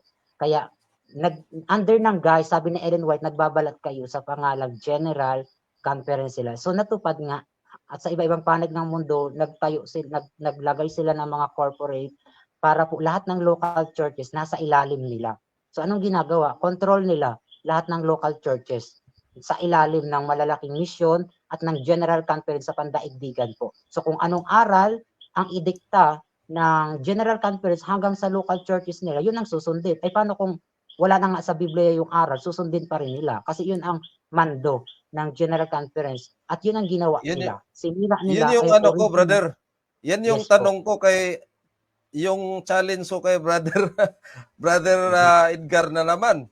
Oh, bakit hindi ito inilagay sa inyo pong mga signboard Yes. as Yan pala registered sa SEC? Dapat ito, dapat ang inilagay. Bakit hindi ito inilagay sa mga churches ng korporasyon? Oh, yun yung big question.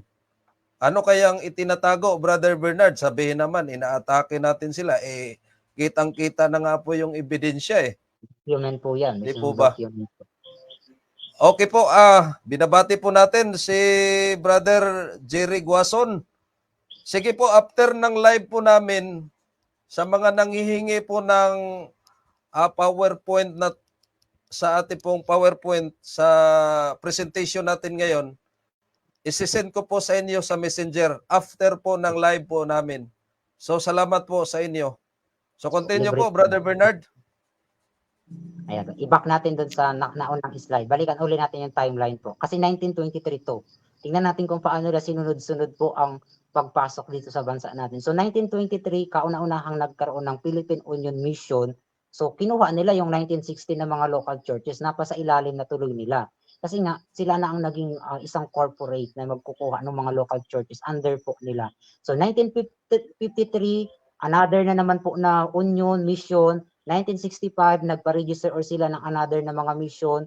1968, 1971 hanggang 1991 po. Yung mga taon po na yun, sunod-sunod po ang pagpaparegister nila ng mga union po sa iba-ibang bahagi ng Pilipinas. Walang takas. Lahat ng kinuha nila sa ilalim po ang mga local churches. At sila na ngayon ang may hawak na makaramihan po ng local churches po sa Pilipinas natin. So tayo, kailan tayo nag-arise? Tayo ba ay nag-apostasy? Hindi po. Kinontinue lang yung original po na pure remnant from 1863, 1916 sa Pilipinas at pinalegally register natin noong 1990. So tingnan natin sa next slide sa document. Yung register naman natin noong 1990 kung anong nakalagay po sa next slide po. Ayan po.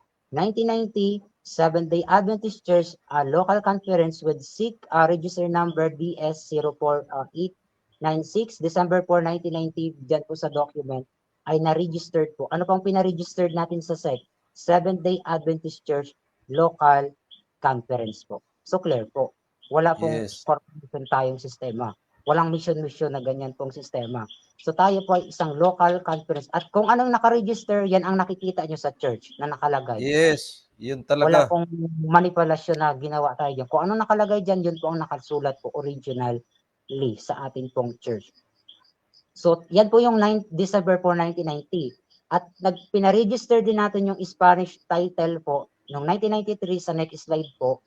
January 11, 1993 yung pangalang Iglesia Adventista del Séptimo Día with register number DN093-00021. So, kagaya din dun sa Europe, kasi sa Europe, ang wika doon ay Spanish sa Spain, nagpa-register din sila ng ganyan. So, tayo din sa Pilipinas para secure. Pina-register din natin yung Spanish title natin. Ano pong nakalagay? Iglesia Adventista del Séptimo Día. Wala pong corporation na nakadikit sa title. At yan din yung ginagamit nating title in Spanish term po, 1993 po. So, walang nagana po. Kung babalikan natin yung timeline, i-adjust ulit natin, tingnan natin ulit yung timeline po dun sa kanina sa slide. So, tingnan po natin ulit. Tayo po yung nasa kulay blue. Saan tayo nakakabit? Doon pa tayo nakakabit sa 1904 na naging corporation na binanggit ni Ellen White na nag-apostasy, o doon tayo sa 1863 na winasak ng naglitaw na new organization.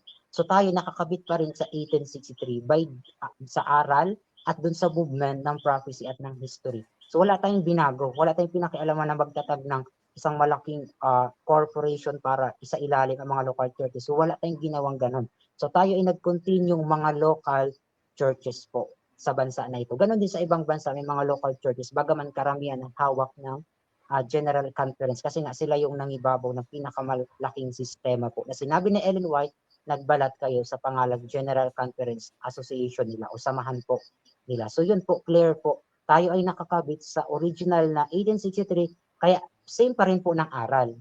Kung anong aral from 1863, yun pa rin po ang tinuturo natin, yung fundamental principle ng 1872. Wala tayong binago. Pero yung 1904, hanggang sa kasalukuyan na corporation, may Trinity na po sila. Iba na po yung aral nila. Wala na dun sa kagaya ng original. So sila nga ang tinutuparan na nag-reorganization at sila ang tinutukoy ni Ellen White na apostasy at hindi po tayo. Tayo ay continuation lamang ng remnant church na pure. Nag-continue lang po tayo. So tingnan natin pa Okay, po brother. Okay, meron pong bago tayo dadako sa next slide, Brother Bernard. Meron pong katanungan yung ating pong kapatid, Brother Jerry Guason.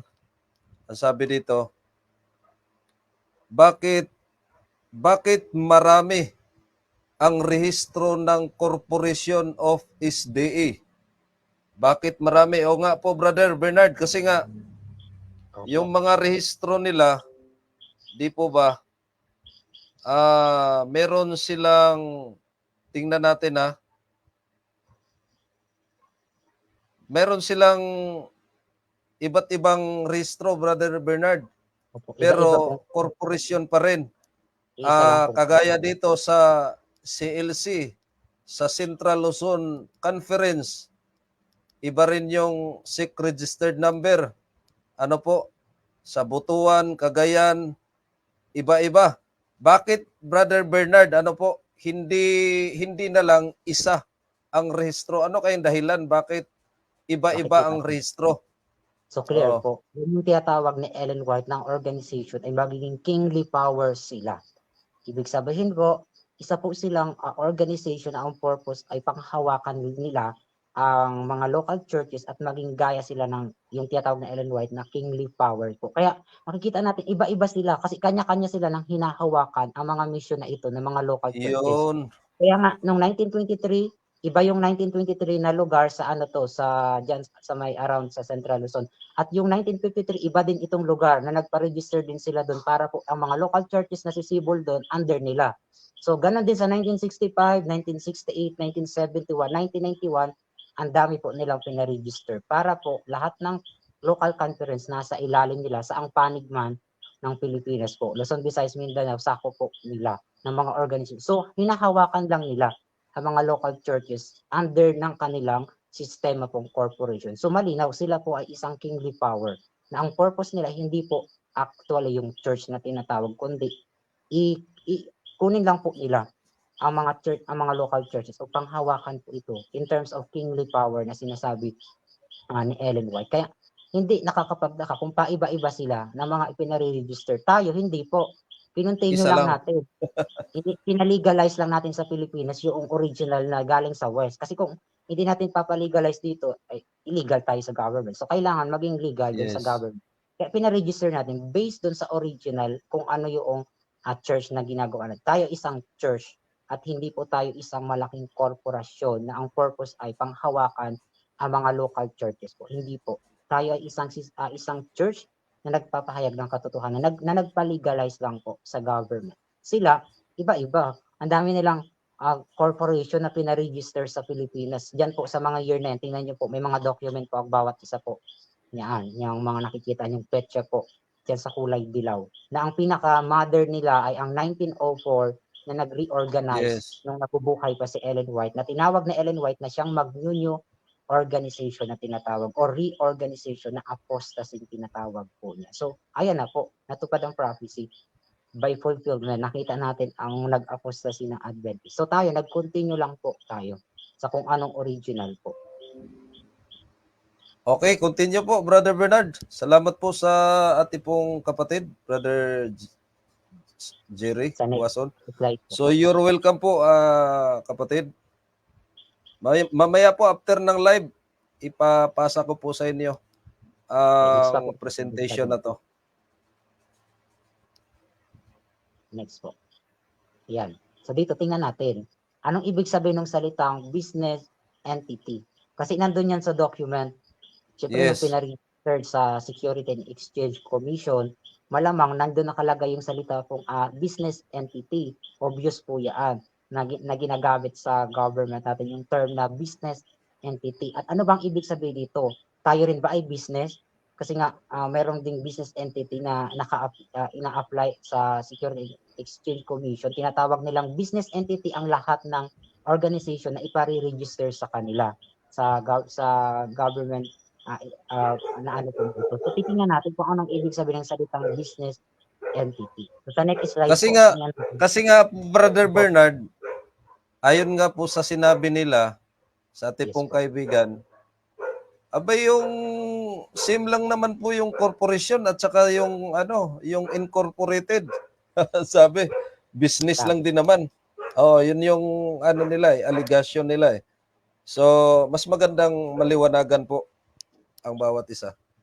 So Go ahead tingnan po. natin sa slide po. Ano ba yung tinatawag na business entity? So based po sa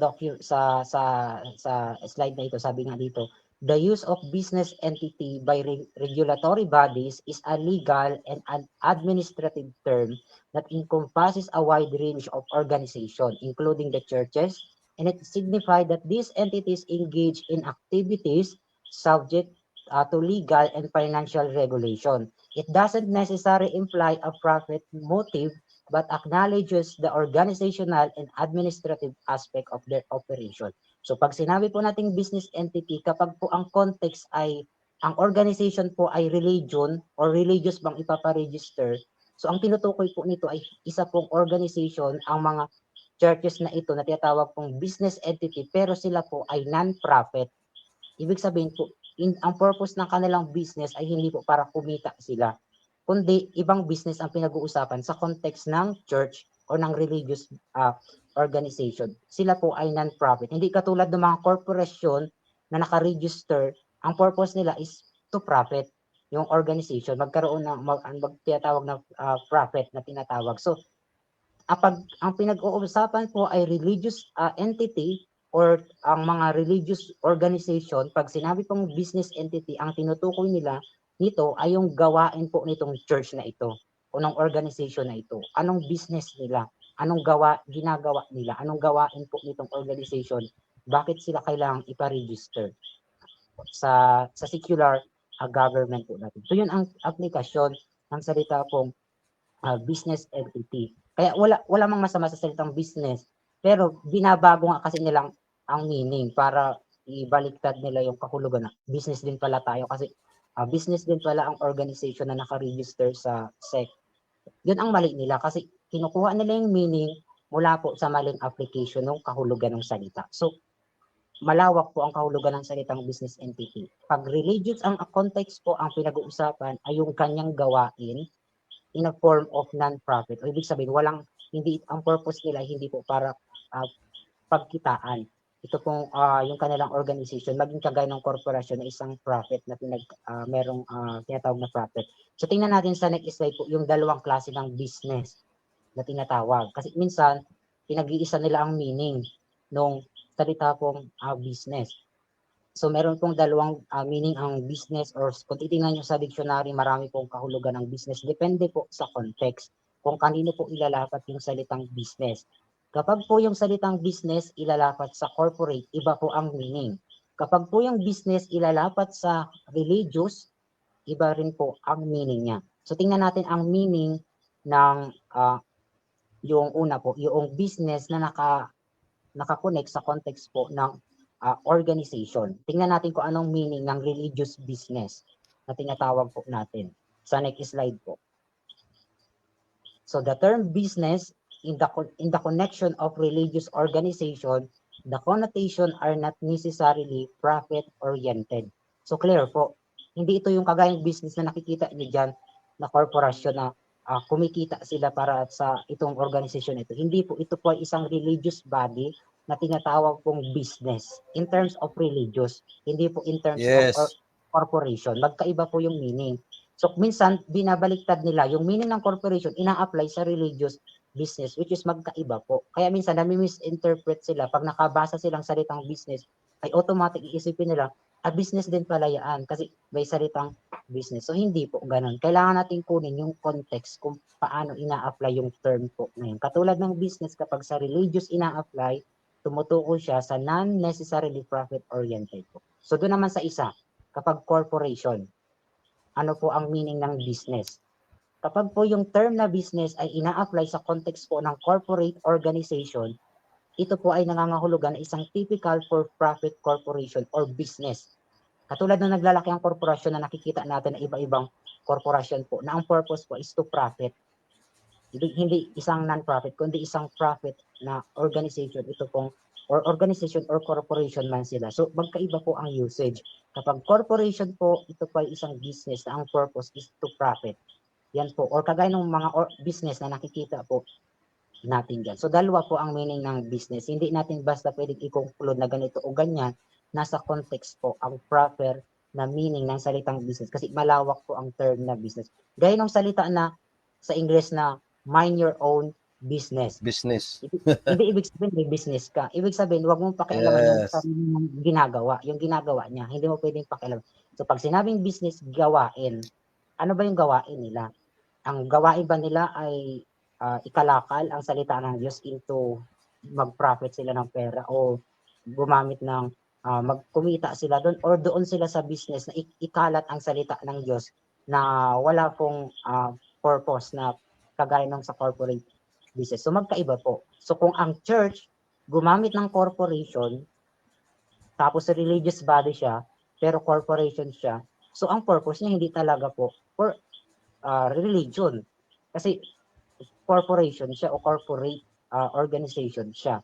So pero tayo hindi tayo nagpa-register na isang corporation kundi isang local conference church na isa pong church, isang iglesia at hindi isang korporasyon na misyon or kung ano man pong mga malalaki organization na may panghahawakan.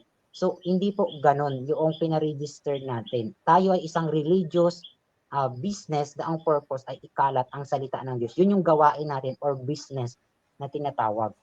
yung religious natin, yung religious nature natin. Yun po ang tinatawag nating business. Kaya kahit si Ellen White, kung babasahin niyo po ang mga aklat ni Ellen White, gumagamit din sa Ellen White ng salitang business pagdating sa term ng religion. Pero hindi niya tinutukoy yung business na kumikita, kundi yung business na kinakalat ang salita po ng Diyos. Gawain. Yun ang tinutukoy. Kaya ganun din ang aplikasyon ng term na business sa secular terminology, gaya nito pong dalawang kahulugan ng salitang business na magkaiba ang kahulugan kung ito ba ay sa corporate or sa isang religious organization. Magkaiba sila ng meaning. Kaya hindi nila tayo pwedeng tawagin na business na ang purpose ay pagkitaan or magkaroon ng negosyo na tinatawag or pagkakitaan ng or ang church na ito. Hindi po, kundi ang business natin ay isalba ang kaluluwa. Sabi nga ni Ellen White ay isave ang kaluluwa ng sanlibutan. Yun po ang business na dapat daw natin gawin, sabi ni Ellen White. So hindi yun yung business na kagaya na naglalaki ang korporasyon na nakikita po natin. So sa next slide po, sabi ni Ellen White, anong sabi niya sa Testimonies, Volume 6, sa page 424, paragraph 2, sabi niya, religion is religion. So clear po, pag religion, ito ay religion. Kapag business, ito ay business. They believe that each has its proper sphere, but they say let them be separate. So clear po, sabi ni Ellen White. Kung ang purpose po ay business, corporate business, ay doon ka po sa corporate business. Pero kung ang purpose mo po ay religion, doon ka po sa religious business. So clear po si Ellen White sa kanyang sinasabi na kailangan pong i-separate o let them separate kasi hindi po pwedeng gumawa na magkasama ang church tapos corporate business na tinatawag. Magkahiwalay ang religious business at corporate business na tinatawag natin in secular terminology. So magkaiba. Hindi po pwede pag-isahin or pagsamahin yung term po na yun. Kaya hindi nila tayo pwede akusahan na tayo ay business sapagkat hindi naman ito isang malaking corporation nga. Wala tayong ganung pinaregister at wala rin tayong ginagawang business. Ang business natin, ikalat ang salita ng Diyos. Yun po ang Yes. ating gawain. Yan ang totoong business na gustong iparating sa atin. Hindi yung pangahawakan tayo ng isang malaking korporasyon para po sa isang gawain po na ito ay daw church daw yan pero hindi naman talaga in reality. Kasi nga, unang-una, iba yung sistema na yan na kailan lang lumitaw at hindi dun sa original na Seventh-day Adventist. So tingnan natin yung sabi ni Ellen White sa iglesia, sa Remnant Church. Anong sabi ni Ellen White about sa kanyang aklat na God's Remnant Church sa page 30 sa paragraph 4. Sabi niya, there are two opposing influences. May dalawa daw po na nagtutunggal Yes. na impluensya. Ano daw po ito? Sabi niya, continually exerted on the members of the church. One influence is working for the purification of the church. Ang isa daw pong influensya, ang purpose ay i-purify ang church. At ang isa naman daw po, ang influensya na itong isa ay i-corrupt ang bayan po ng Diyos. So clear po, Yes. may dalawang klaseng influence po. Saan tayo diyang kabilang? So tayo, kino-continuous natin kung ano yung sa original na Remnant Church. Ang purpose natin at ang business ng church na ito is to purify the church or the people at hindi po para gawing profit na organization kundi isang non-profit na business na tinatawag or pag sa secular term hindi tayo doon sa corrupting the people of God. So sila corrupting the people of God, bakit? Iba na nga yung aral. Wala na doon sa original na 50 years ng Seventh-day Adventist, kinalimutan na nila yun, pinalitan na nila ng another na fundamental belief na siyang sinusunod nila sa kanilang malaking corporate na organization po nila. So clear po. Kaya yung sinasabi na tayo ay incorporation. Pag sinabi incorporation, pinalegally registered natin. Yan ang ibig sabihin ng incorporated or incorporation. Pinalegalize natin sa government, yung organization natin. Kapag corporation naman ang context, so malawak din ang meaning niya. Pero kung pag pinag-uusapan na isang religious body, tapos ipare-register natin as a corporation, so doon siya papasok sa tinatawag na corporate business. So sila ay business na corporate, hindi religious business. Kasi nga, isa silang isang malaking organization gaya ng mga mission. Kaya nga sila pa, iba-iba sila, iba-iba yung pinaregister nila. Ang pinaregister nila, Kaya hindi lang marami, no? marami, iba-ibang mission na sasakop dun sa mga local churches. Isang kingly power sila. So tayo hindi. Local churches tayo. na still isang religious organization na pina-incorporate na naging legalized po sa government na tinatawag or sa secular power po natin. So wala namang masama na magpa-register sa secular power natin. Maging incorporated tayo. Walang masama doon. Ang masama kung tayong corporate business, iba na 'yon. Pero hindi tayo ganun. Yes. Malinaw po 'yan. Kaya dalawang influence ang nasa loob ng church. Ang isa ay pinopurify, ang isa ay kinokora. Sabi ni Ellen White. So saan kaya tayo dong kabilang? So sana wag tayo dong kabilang sa corrupting the people of God. Kasi nga ang tinuturo natin kung ano yung original, biblical na principle, hanggang ngayon pinag-continue po natin yung nag-start na remnant church. So tayo yung remnant church. Sila, 1904 lang sila nag-arise. Isa silang malaking corporate na nag-start sa West at naabot pati dito tayo sa Pilipinas. Sinundan tayo. Pero tayo ay nanindigan pa rin kahit na nandyan po ang malaking influence na kinokorrupt ang bayan po ng Diyos. Yun lang po at marami pong salamat. Sana nakita natin sa maikling historical flow noong Remnant Church, hindi po tayo nahiwalay. Nakakabit pa rin tayo sa 1863 na original po na Remnant Church na isang religious business na tinatawag, hindi isang corporate business. Yun po ang flare na ating pinakita. At sila, yung isang nag-apostate, sila na po yung tinutukoy ni Ellen White. At hindi tayo yung tinutukoy ni Ellen White. Ang tinutukoy niya ay ang General Conference na hindi na nga daw po tinig ng Diyos, sabi ni Ellen White, nung time na nabubuhay po siya. Yun lang po at marami pong salamat. Sa sunod, marami pa po yan tayong pag-aaralan. Okay po, thank you so much, Brother Bernard. At salamat din po sa ating pong mga kaibigan at mga kapatid na sumusubaybay. At after ng aming pong live, isi-send po namin yung presentation na sinasagawa po natin sa ating pong mga kapatid. At siguro, Brother Bernard, malinaw naman po ang inyong pong pagpapaliwanag regarding sa ating pong topic.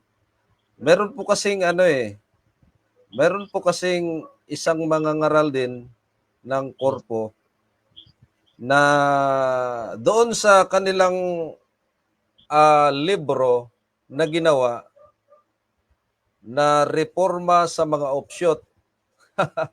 Ayun po ang ginawa nilang libro.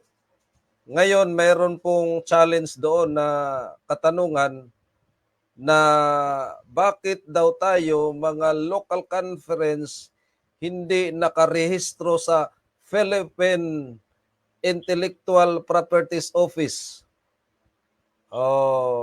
Bakit daw hindi tayo nakarehistro? Kasi ang nakarehistro sa kanila doon ay Seventh-day Adventist Church. Pero kung ibabalik po natin sa kanila, bakit tayong mga local conference hindi nakarehistro sa Philippine Intellectual Properties Office? Sapagkat wala po tayong business. Yes, wala tayong. Yes. Napakasimple lang. Yes. Kung tayo ang tatanungin, bakit hindi kayo nakarehistro? Pero kami, nakarehistro kami sa Intellectual Properties Office as a Seventh-day Adventist Church daw, anila. So tayo, bakit hindi tayo nakarehistro? It's a very simple answer. Dahil hindi o kaya wala tayong business. Yun ang katotohanan. Kaya hindi tayo nagparehistro sa Philippine Intellectual Properties Office sapagkat wala po tayong business. Yun yung malinaw po. Kung titingnan natin, yung mga early pioneers, nagpa-record din sila sa intellectual property ng Amerika para matawag silang totoong organization. Hindi po, wala naman tayong nakita na ganun po. So, hindi yan issue. Nga po Yung pagpaparecord sa intellectual property. Depende sa bansa. Depende sa bansa po yan.